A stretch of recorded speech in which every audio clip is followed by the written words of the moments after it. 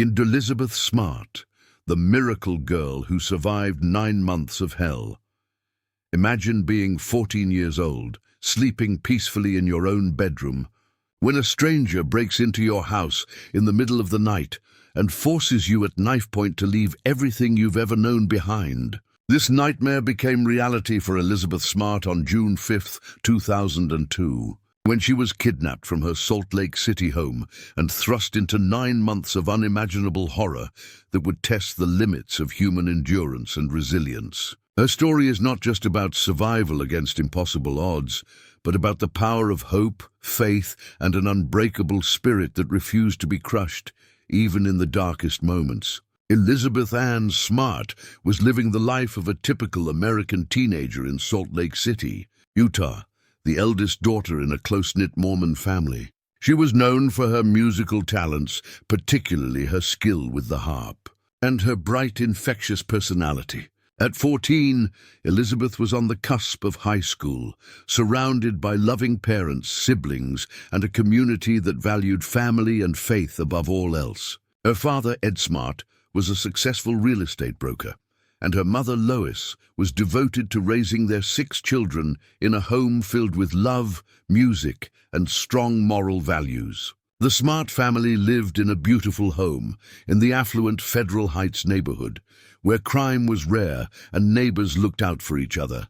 It was the kind of place where parents felt safe letting their children walk to school and play outside until dark. Elizabeth's bedroom, which she shared with her 9-year-old sister Mary Catherine, was on the 2nd floor of the house, overlooking a quiet street lined with mature trees. It was her sanctuary, filled with books, music, and the comfortable certainties of adolescent life. But on that fateful night in June, their sense of security was shattered forever. Elizabeth had spent the evening practicing her harp and doing homework before going to bed around 10:30. Her parents had checked on her and Mary Catherine, said their goodnights, and settled in for what they thought would be another peaceful evening. None of them could have imagined that a predator had already marked their family and was preparing to strike. At approximately 2 in the morning, Elizabeth was awakened by a man's voice telling her to get up and be quiet. In the darkness, she could make out a figure standing over her bed, holding a knife to her throat. The man, who would later be identified as Brian David Mitchell, was a drifter and religious fanatic who had briefly worked as a handyman for the Smart family several months earlier. He had used that opportunity to study the layout of their home and plan his attack. Mitchell forced Elizabeth out of bed and made her put on shoes and a robe over her red silk pajamas. He threatened to kill her and her family if she made any noise or tried to resist. Mary Catherine, pretending to be asleep in the bed next to her sisters, watched in terror as the stranger led Elizabeth away. The little girl was too frightened to move or call for help, believing that any sound she made might result in both her and Elizabeth being killed. Mitchell led Elizabeth through the house and out through a window, then forced her to hike up into the foothills above Salt Lake City. After walking for what felt like hours through rough terrain in the darkness, they reached a hidden campsite where Mitchell's wife, Wanda Barzee, was waiting. The camp was crude and primitive, consisting of little more than tarps and makeshift shelters hidden among the trees and brush. It was there that Elizabeth's true nightmare began. Mitchell, who called himself Emmanuel and believed he was a prophet chosen by God, told Elizabeth that she was now his wife and that she belonged to him. He had kidnapped her as part of his twisted religious delusions, believing that God had commanded him to take multiple wives to build his celestial family.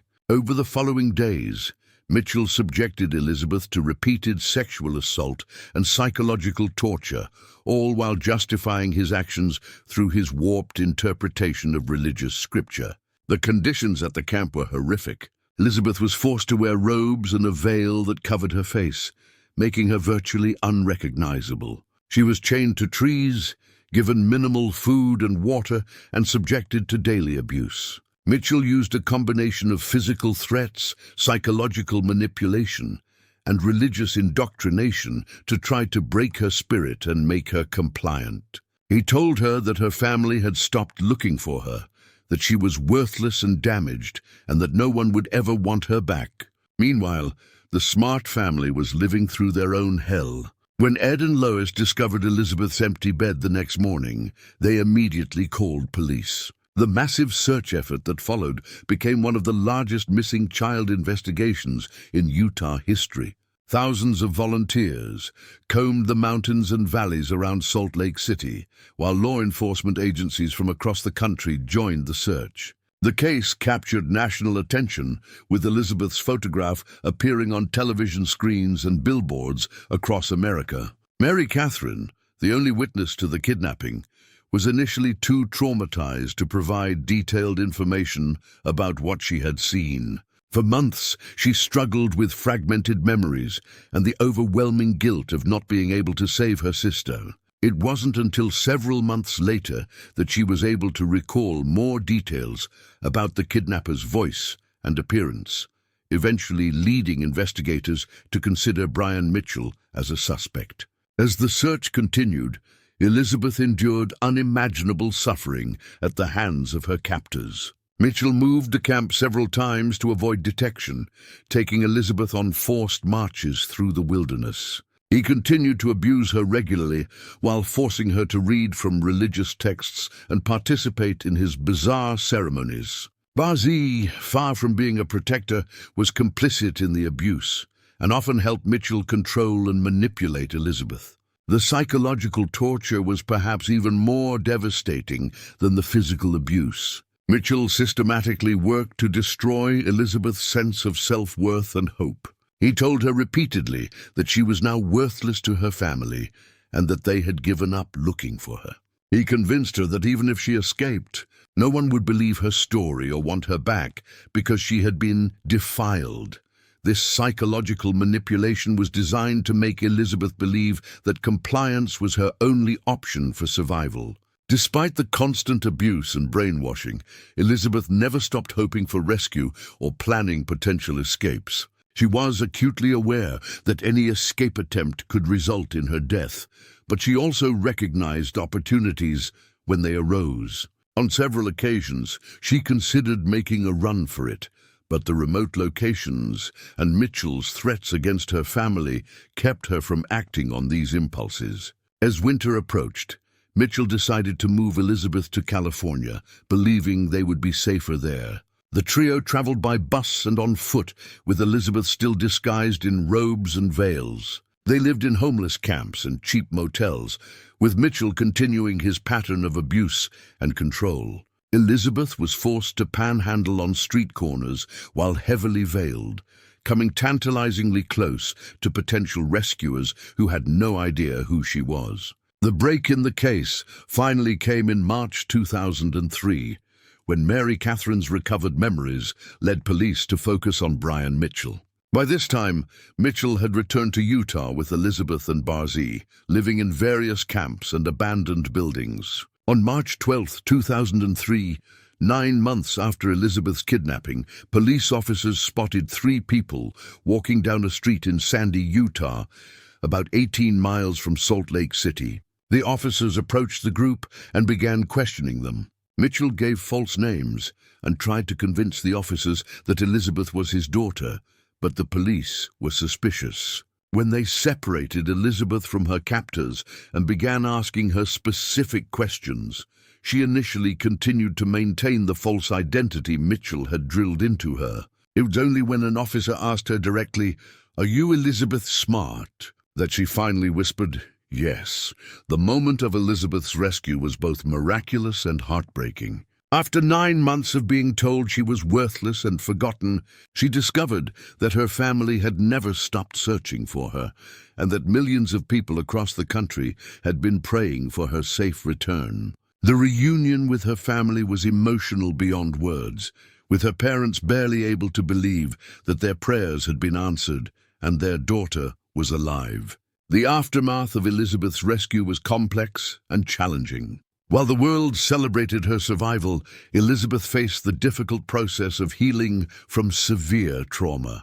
She had to readjust to normal life, deal with intense media attention, and work through the psychological damage inflicted by her captors. Her family provided unwavering support, surrounding her with love and professional help to aid in her recovery. Brian Mitchell and Wanda Barzee were arrested and eventually faced trial for their crimes. Mitchell was found guilty of kidnapping and sexual assault and sentenced to life in prison. Barzee also received a lengthy prison sentence for her role in Elizabeth's kidnapping and abuse. The trials were difficult for Elizabeth and her family, requiring her to relive the trauma in open court, but they also provided a sense of justice and closure.